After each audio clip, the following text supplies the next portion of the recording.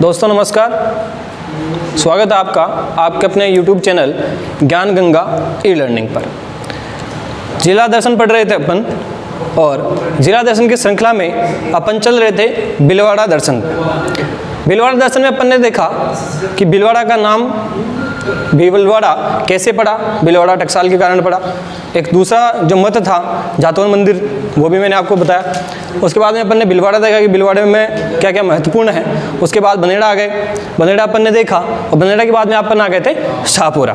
शाहपुरा में अपन ने जाना था कि क्या क्या ऐतिहासिक दृष्टि से वहाँ महत्वपूर्ण रहा, किस किस पहली छोटी रियासत, सबसे छोटी रियासत राजस्थान की, सर्वप्रथम उत्तरदायी शासन की स्थापना करने वाली रियासत जो थी वो शाहपुरा थी। ये सब चीज़ें अपन ने शाहपुरा में देख ली थी। चलिए अब अपन भीलवाड़ा में आगे चलते हैं और लेते हैं भीलवाड़ा की एक महत्वपूर्ण तहसील जिसका नाम है मांडल। मांडल अपन लेते हैं। देखिए मांडल में एक बहुत ही प्रसिद्ध बांध है और उस बांध का नाम है मेजा बांध। ठीक है, कौन सा बांध है? मेजा बांध। मेजा बांध का निर्माण सन 1952-53 में हुआ। ठीक है, किस नदी के किनारे हुआ? कोठारी नदी के किनारे हुआ। किस नदी के किनारे हुआ दोस्तों? कोठारी नदी के किनारे। ठीक है, प्रश्न क्या बनते हैं? पहला प्रश्न बनेगा कि मेजा बांध किस जिले में है? भीलवाड़ा में है। किस जगह पर है? मांडलगढ़ में है। नाम क्या है उसका? मेजा बांध है। कब बना? 1952-53 में बना। किस नदी पर बना हुआ है? कोठारी नदी पर बना हुआ है। अगला प्रश्न, प्रथम पंचवर्षीय योजना में बना।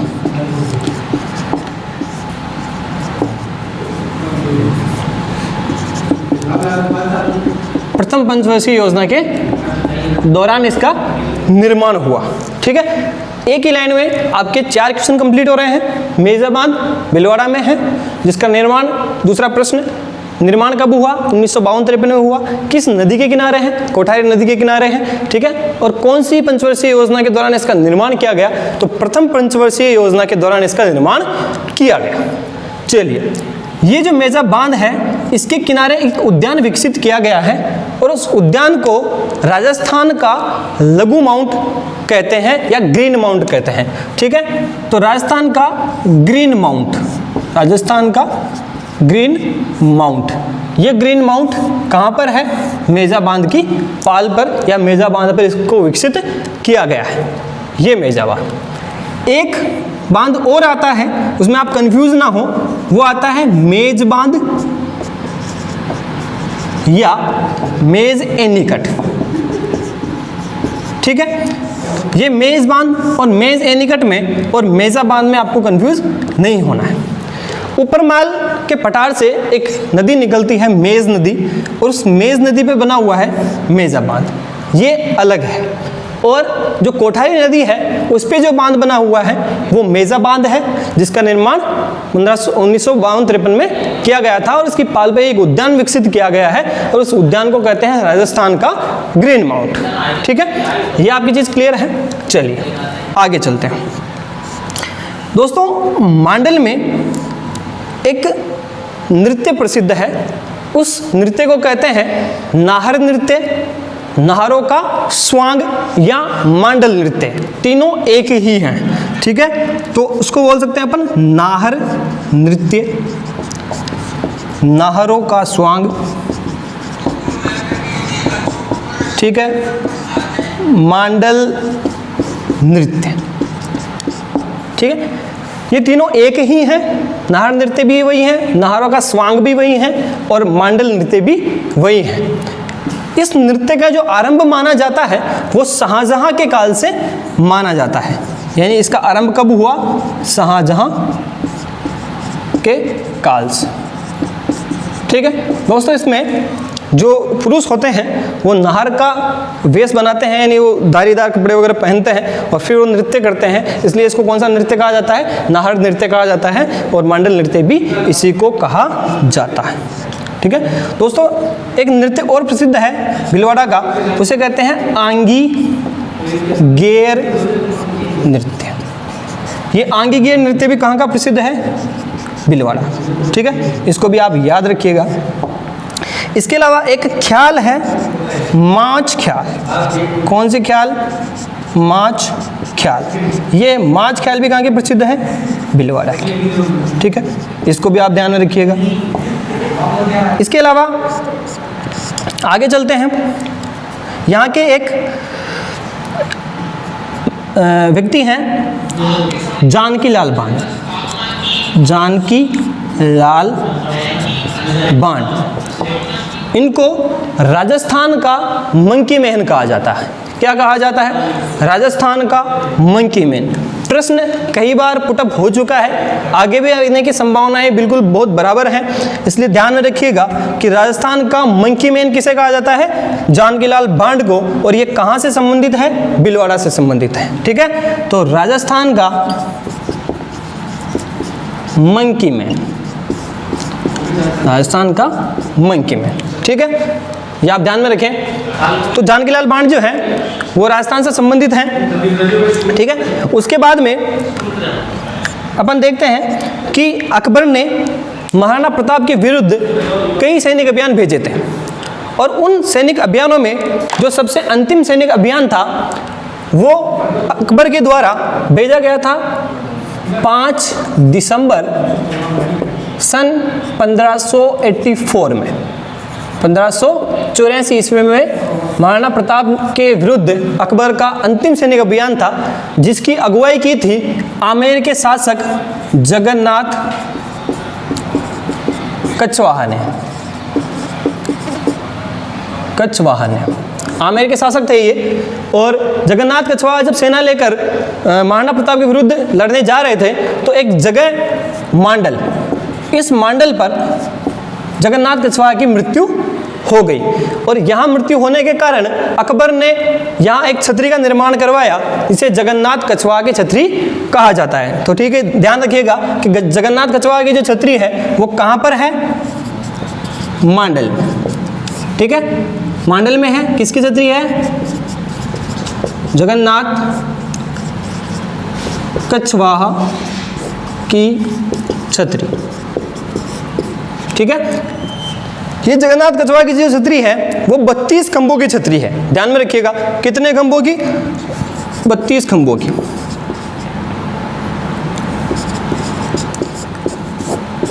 ठीक है, तो ये जगन्नाथ कछवाहा कहाँ पे है? ये मांडल। ठीक है, चलिए आगे चलते हैं। मांडल से अब बात करेंगे अपन एक महत्वपूर्ण स्थान जो परीक्षा की दृष्टि से बहुत ही महत्वपूर्ण है, और उस स्थान का नाम है बिजोलिया। क्या नाम है? बिजोलिया।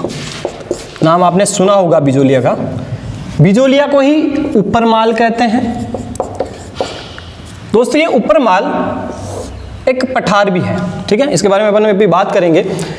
बिजोलिया मेवाड़ रियासत के अंदर आता था, और आपको पता हो तो खानवा का युद्ध हुआ था, और उस खानवा के युद्ध में एक अशोक परमार नाम के सरदार थे जो गजनेर यूपी से संबंधित हैं। गजनेर यूपी के अशोक परमार थे, और उन्होंने खानवा के युद्ध में महाराणा प्रताप के पक्ष में रहकर लड़ाई लड़ी थी, और महाराणा सांगा के पक्ष में रहकर लड़ाई लड़ी थी, और महाराणा सांगा ने उनकी वीरता से अभिभूत होकर, उनकी वीरता से खुश होकर उन्होंने बिजोलिया जो था वो अशोक परमार को भेंट कर दिया था। किसको भेंट कर दिया? अशोक परमार को। किसके द्वारा किया गया? सांगा द्वारा। किसके द्वारा? सांगा द्वारा। ठीक है, ये आप ध्यान में रखिएगा। चलिए बात करते हैं बिजोलिया की। तो बिजोलिया प्रेजेंट टाइम में 4 दृष्टि से महत्वपूर्ण है। पहला तो बिजोलिया है वो भीलवाड़ा की क्या है?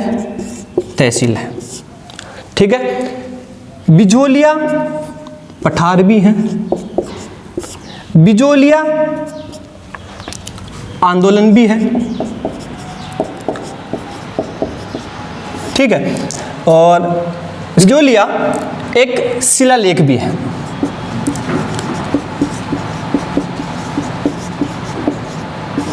ठीक है। तो मैंने आपसे बताया कि बिजोलिया एक तहसील है, ये एक भीलवाड़ा की तहसील है, इसमें नॉर्मल चीज़ है, इसमें कोई ज़्यादा विशेष बात नहीं है। पठार की बात करते हैं तो बिजोलिया एक पठार है, इसे ऊपरमाल का पठार भी कहते हैं, ठीक है, ऊपरमाल का पठार भी कहते हैं। ये पठार कहाँ से कहाँ तक है? ये बिजोलिया से लेकर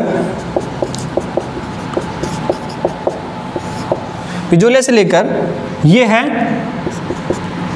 भैंसरोडगढ़ तक, भैंसरोडगढ़ जो कि चित्तौड़गढ़ में आता है, वहाँ तक ये पठार फैला हुआ है। कौन सा पठार? बिजोलिया का पठार, ठीक है।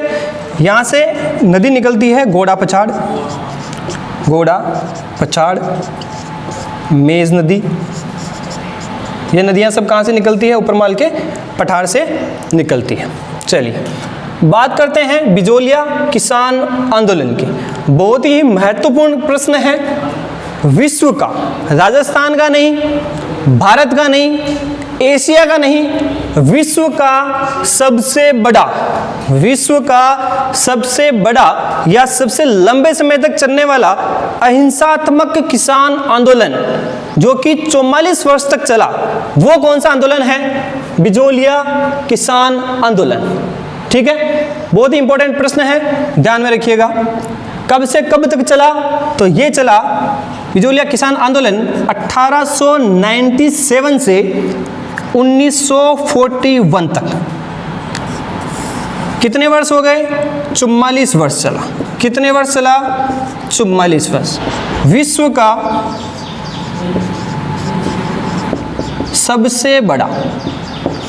विश्व का सबसे बड़ा किसान आंदोलन, ठीक है। इस आंदोलन के जो जनक माने जाते हैं वो माने जाते हैं साधु सीताराम दास, और इसको बहुत लंबी ऊंचाइयों तक और इसको राष्ट्रीय स्तर का जो आंदोलन बनाने में सहयोग करा, वो बहुत महत्वपूर्ण सहयोग माना जाता है विजय सिंह पथिक का। किसका माना जाता है? विजय सिंह पथिक का। और इन्हीं विजय सिंह पथिक ने राजस्थान में एक समाचार पत्र का संपादन व संचालन भी किया जिसका नाम था राजस्थान केसरी समाचार पत्र।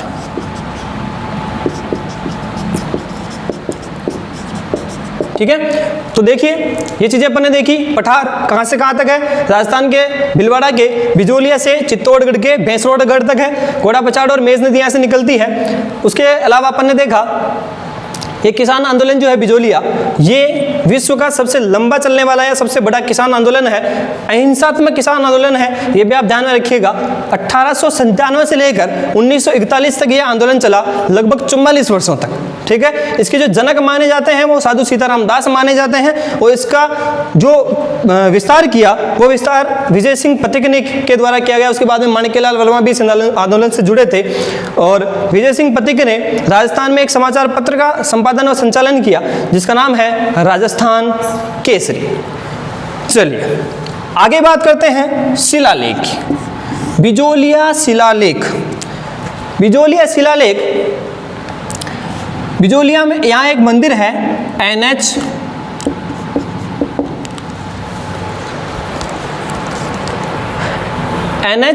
76 पे। ठीक है, यहाँ NH 76 पे एक मंदिर है, पार्श्वनाथ मंदिर।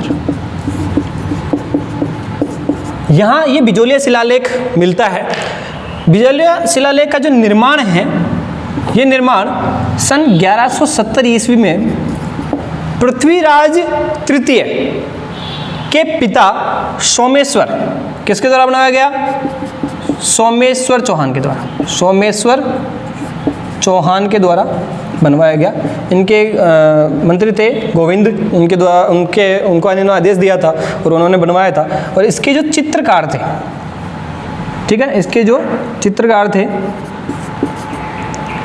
या कलाकार अपन बोल सकते हैं, वो थे गुणभद्र। इनके द्वारा ये लिखा गया था। इस शिलालेख में चौहानों को वत्स गोत्रीय ब्राह्मण बताया गया था। क्या बताया गया? वत्स गोत्रीय ब्राह्मण। चौहान, इस शिलालेख के अनुसार चौहान वत्स गोत्रीय ब्राह्मण है। ठीक है, ये था बिजोलिया शिलालेख। ठीक है, इसमें भी क्वेश्चन आते हैं, ये आप ध्यान में रखिएगा। तो एक बार वापस रिपीट कर लेते हैं अपन।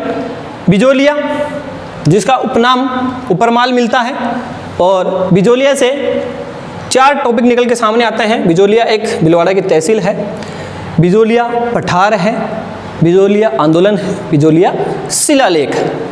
बिजोलिया पठार के बारे में अपन ने पढ़ा कि कहाँ से लेकर कहाँ तक जाता है। बिजोलिया से लेकर बेंस रोड कट जाता है। 2 नदियाँ प्रमुख यहाँ से निकलती है, घोड़ा पछाड़ नदी और मेष नदी।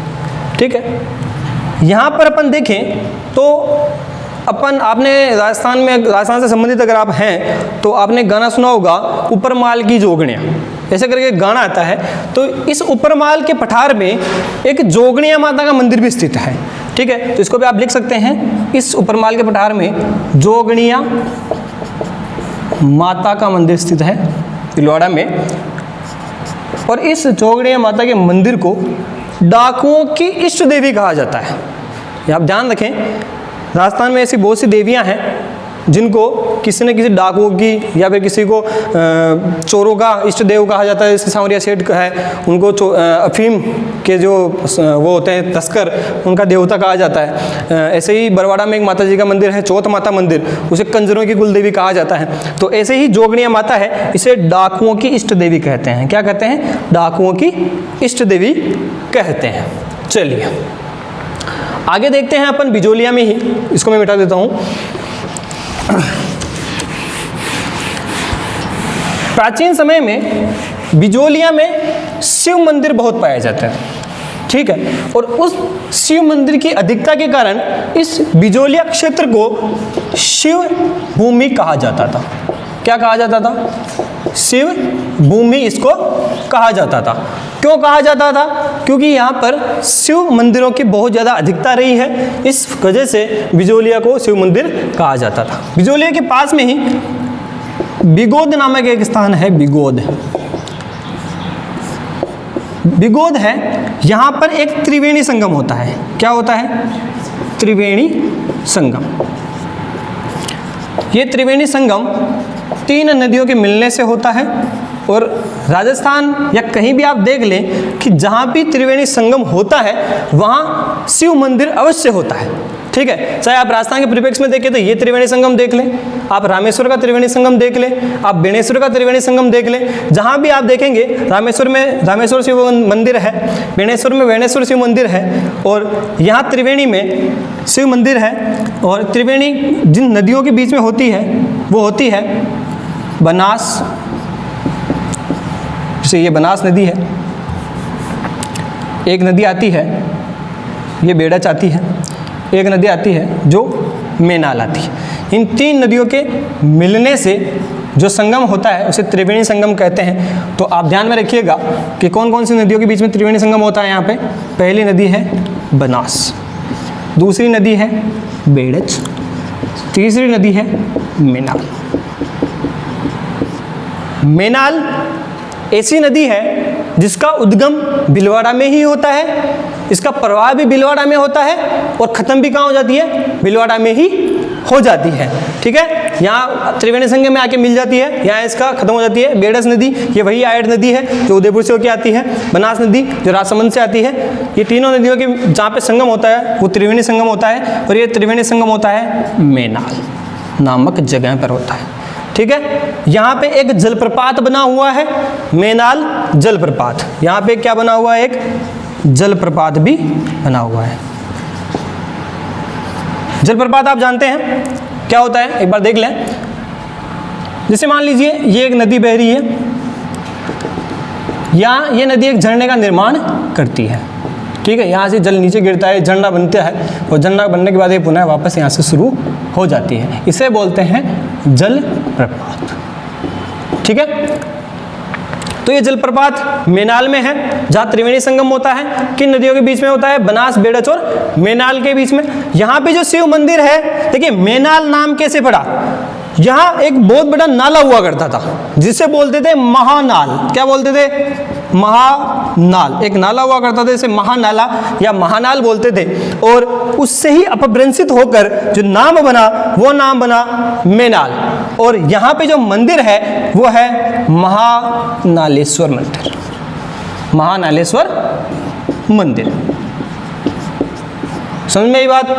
ठीक है।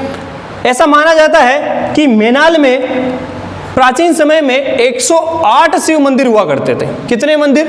108 शिव मंदिर। और इसी वजह से मैंने आपको बताया कि यहाँ पे प्राचीन समय में एक मंदिर स्थापित हुआ और मंदिर के आसपास में बिलों की बस्तियां बनी, और बिलों की बस्तियां बनने के कारण इसको क्या कहा गया? भिलवाड़ा कहा गया। तो आप ध्यान में रखिएगा कि जो बिजोलिया और मेनाल का जो क्षेत्र है ये शिव मंदिरों के लिए प्रसिद्ध है। अपन बात करते हैं बिजोलिया में कुछ मंदिर और हैं शिव मंदिर जिनके ऊपर हम बात कर लेते हैं। एक तो है मंदाकिनी मंदिर। मंदाकिनी मंदिर ये भी शिव मंदिर है। एक मंदाकिनी बावड़ी है, वहीं पे है, ये बावड़ी भी वहीं है। एक है बहुत इंपॉर्टेंट है, आ सकता है, मेंढकी महादेव मंदिर। मेंढकी महादेव मंदिर। ये मेंढकी महादेव मंदिर भी कहाँ स्थित है? बिजोलिया में ही स्थित है। Is that clear? यहाँ तक क्लियर है? चलिए आगे चलते हैं। महानालेश्वर मंदिर, यहाँ पर मेला बढ़ता है महाशिवरात्रि को। कब मेला बढ़ता है? महाशिवरात्रि। महाशिवरात्रि में यहाँ पे महादेव जी का मेला बढ़ता है, और महाशिवरात्रि जो आती है वो फाल्गुन कृष्ण त्रयोदशी को आती है। ठीक है, ध्यान रखिएगा। चलिए, तो ये था अपना बिजोलिया, मेनाल, महानालेश्वर, शिवभूमि। ठीक है, चलिए इसके बाद में अपन लेते हैं एक महत्वपूर्ण स्थान, इसका नाम है देवभूमि आसींद। आसींद के बारे में आपने सुना होगा।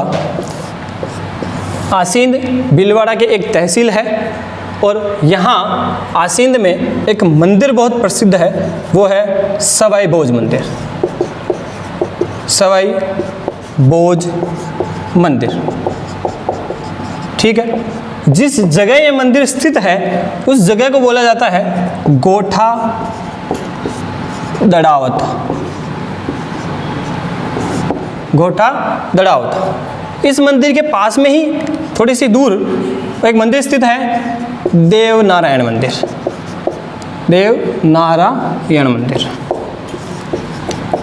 ठीक है, ये सवाई भोज देवनारायण के पिता थे, देवनारायण भगवान के पिता थे, और ये मंदिर स्थित है गोठा मांगलोद, सॉरी गोठा दड़ावता में। ठीक है दोस्तों, मैं भी जैसे कंफ्यूज हुआ कि गोठा दड़ावता गोठ मांगलोद, इसमें आप भी कंफ्यूज हो सकते हैं, इसलिए एक संदर्भ में डाल के एक चीज़ डाल लें। एक जगह का नाम है गोठ दड़ावत, सॉरी गोठ मांगलोद।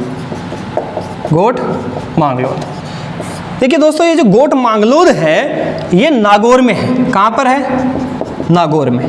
ये चर्चित है क्योंकि यहाँ पर दादीच ब्राह्मणों की कुलदेवी, दादीच ब्राह्मणों की कुलदेवी दधी माता का मंदिर है। कौन सी माता का मंदिर है भाई?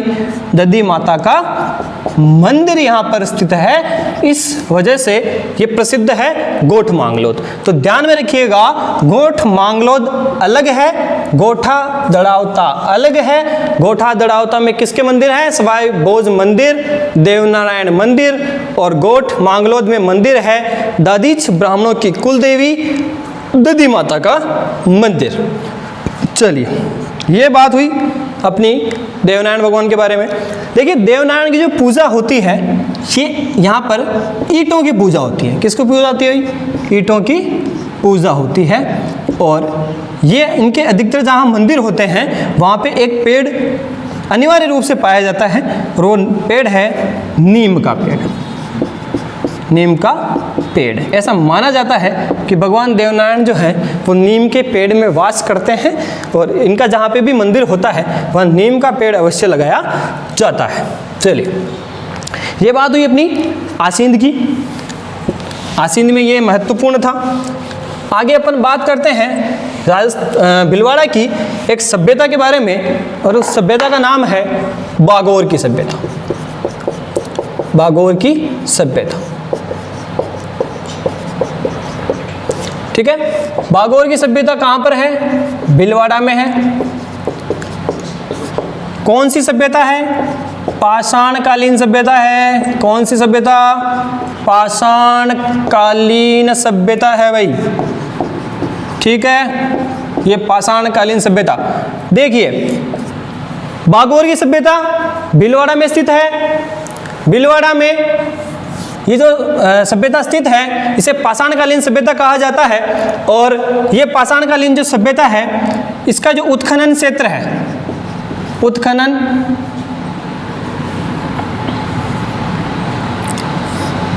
क्षेत्र जो है, ये उत्खनन क्षेत्र महासतियों का टीला कहलाता है। याद रखना, महासतियों का टीला कहाँ पर है? महासतियों का टीला बागोर में। बागोर कहाँ पर है? भीलवाड़ा में। समझा गई?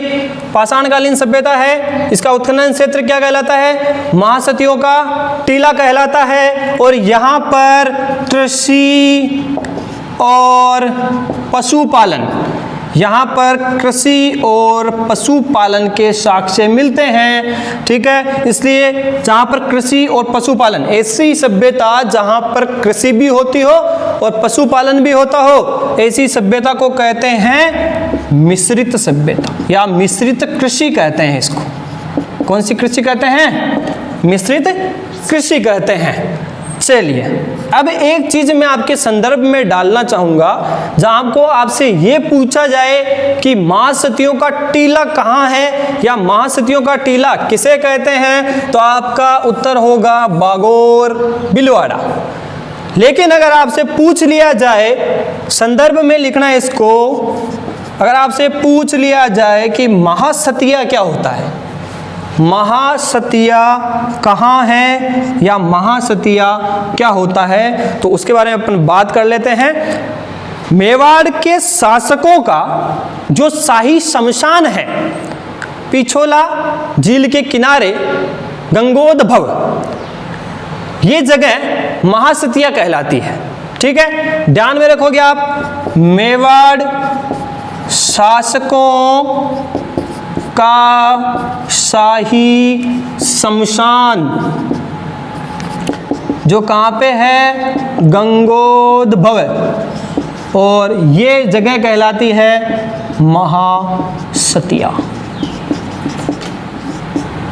ठीक है। क्लियर है बात कि महासतियों का टीला बागोर रहेगा और महाशक्तियाँ जो है वो मेवाड़ शासकों का सही शमशान कहलाएगा, जो गंगोद्भव उदयपुर में है, और इसे कहते हैं महासतिया, ठीक है। चलिए आगे चलते हैं।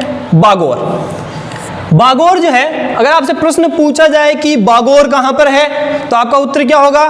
भीलवाड़ा। लेकिन अगर आपसे पूछा जाए कि बागोर की हवेली कहाँ पर है, तो आपका उत्तर भीलवाड़ा नहीं होगा, ये गलत हो जाएगा, ठीक है। तो बागोर की हवेली कहाँ है? क्या महत्वपूर्ण प्रश्न वहां से बनते हैं। चलिए देखते हैं बागोर की हवेली। बागोर की हवेली आपने नाम सुना होगा। ये जो बागोर की हवेली है, बागोर की हवेली, ये बागोर की जो हवेली है ये है भाई उदयपुर में। कहाँ पे है? उदयपुर में है भाई ये बागोर की हवेली। वर्तमान में इसको पगड़ी संग्रहालय, पगड़ी संग्रहालय, ठीक है, पगड़ी संग्रहालय इसको बनाया हुआ है। विश्व का सबसे बड़ा है ये पगड़ी संग्रहालय। विश्व का सबसे बड़ा पगड़ी संग्रहालय कहाँ पर है? बागोर की हवेली उदयपुर में है। विश्व की सबसे बड़ी पगड़ी, विश्व की सबसे बड़ी पगड़ी, विश्व की सबसे बड़ी, विश्व की सबसे बड़ी जो पगड़ी है दोस्तों, वो कहाँ रखी हुई है? बागोर की हवेली में रखी हुई है। एक और महत्वपूर्ण तथ्य, शाहजहां खुर्रम को आप जानते होंगे, और इन्होंने अपने पिता जहांगीर के खिलाफ बगावत कर दी थी, और जब इन्होंने जहांगीर के खिलाफ बगावत करी तब मेवाड़ के शासक कर्ण सिंह द्वारा इनको पनाह दी गई, और वो पनाह दी गई पिछोला झील के जग मंदिर महल में, और वहां इन्होंने एक दूसरे की रक्षा का प्रण लेते हुए दोनों भाई बने थे। और भाई कैसे बने? इन्होंने एक दूसरे के सर पर अपनी पगड़ियां बदल कर रखी थी, यानी शाहजहां की पगड़ी कर्ण सिंह ने अपने सर पे रखी, और कर्ण सिंह की जो पगड़ी थी वो शाहजहां ने अपने सर पे रखी, और ये दोनों की पगड़ियां जहां रखी हुई है वो पगड़ियां कौन सी जगह है? वो जगह कौन सी है? बागोर की हवेली। तो आप यहां लिख सकते हैं, मेवाड़ के महाराणा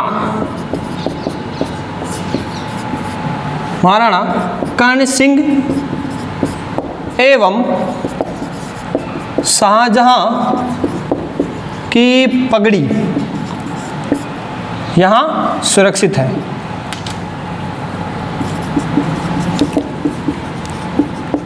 यहां सुरक्षित है। ठीक है, ये प्रश्न बनते हैं आपके बागोर की हवेली से संबंधित।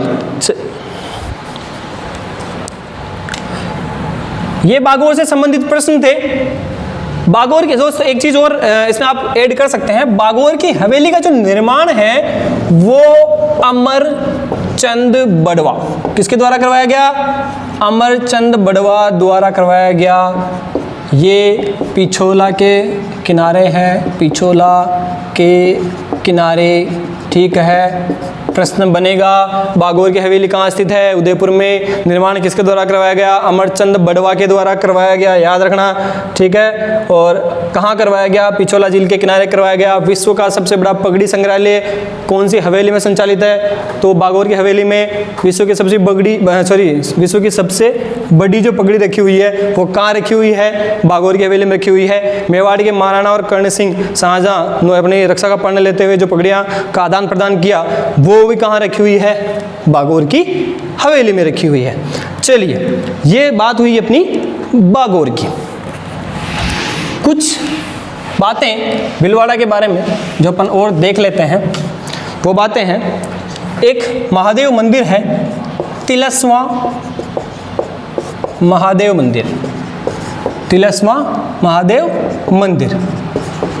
ठीक है, ये तिलस्वा गांव का नाम है तिलस्वा, मांडलगढ़ तहसील है, भीलवाड़ा में ये स्थित है। ठीक है, एक और मंदिर है, बहुत प्रसिद्ध माता का मंदिर है, धनोप माता का मंदिर। ये धनोप माता का मंदिर भी कहाँ पर है? धनोप गांव में मंदिर है, शाहपुरा तहसील में पड़ता है। और याद रखिएगा दोस्तों, यहाँ एक मेला लगता है, जो मेला 10 दिन तक चलता है। ध्यान में रखिएगा, ये नवरात्रि जब शुरू होते हैं तो 1 से लेकर 10वीं तक 10 दिन का यहाँ पर मेला बढ़ता है। चलिए आगे अपन देखें, अमर